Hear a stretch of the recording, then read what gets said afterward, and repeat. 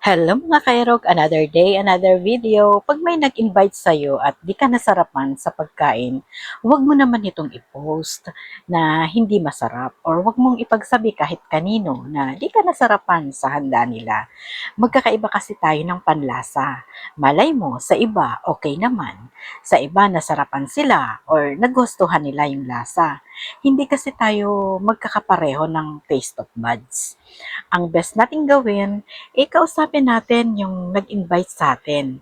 Saan nga ba galing yung food na di ka nasarapan? At kung sila naman ang nag-prepare ng food na ito, pwede naman tayong mag-suggest kung paano nila magawa ng paraan para sa susunod ma-improve nila ang lasa. At sabihin na lang natin na hindi nakapasa sa ating panlasa para hindi naman masyadong ma-offend. Dahil nag-effort sila sa pag-prepare ng food na yun. Kaya ka nga in-invite, tapos ipagsasabi mo na hindi masarap ang handa nilang pagkain. Kaya sabihin natin ng maayos. At wala tayong karapatan na laitin natin ang mga hinanda nila. Try pa rin natin kausapin in a nice way, yung hindi sila ma-offend. Kaya yan, baka yan pa yung maging dahilan ng pagkakatampuhan nyo. Malay mo, sa'yo lang pala hindi masarap, sa iba okay naman, sa iba nagustuhan naman nila.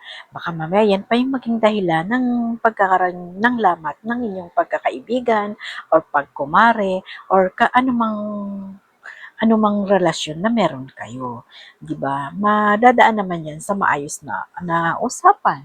Lalo na pag close mo naman yung nag-invite sa'yo, sabihin na natin ng maayos, yung hindi sila masasaktan, hindi ma-offend, kasi nag-effort sila sa food na hinanda nila. Kaya wala tayong karapatan manghusga or wala tayong karapatan na laitin yung kanilang hinanda dahil gumastos sila para doon.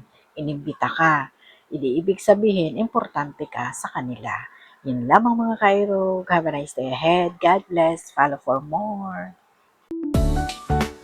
Panoorin niyo po itong views na to. Ang ganda o, di ba? Sa mga nature lover dyan, napakaganda ng lugar na ito. Ito po ay hilltop dito sa Montalban, San Jose Rodriguez, Rizal. Ayan po. Overlooking po yan. Bali, nasa taas ng bundok. Ang hirap na lang umakyat. Pero napakaganda. Nagbabakal ako. Pag narating niyo yung taas ng bundok. Marami siyang maganda siya maganda pumunta rito, tahimik. Yung mga maganda rito yung mga nagre-review, may exam, may board exam, scam sa school. Yun, maganda po magpunta rito kasi napakatahimik niya. Yung mga nagsusulat, or mga writer, yun, maganda.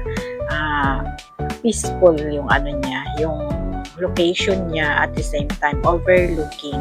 May enjoy mo talaga yung nature. Ayan, nakikita nyo kasi puro puno. Ayan, napakainit pero hindi po siya mainit dito dahil nga sa palibot niya ay malalaking puno. Ang ganda ng pagkakagawa ng location po na ito. Yung mga nature lover dyan, pwede itong recommend ko ito sa inyo. Ayan, napakaganda po. Peaceful, hindi siya polluted. Ayan, mahihirapan ka nga lang pag-akyat.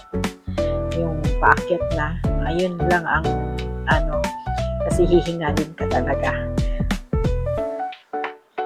Yan lamang mga kairo, kaya panoorin nyo na lang po.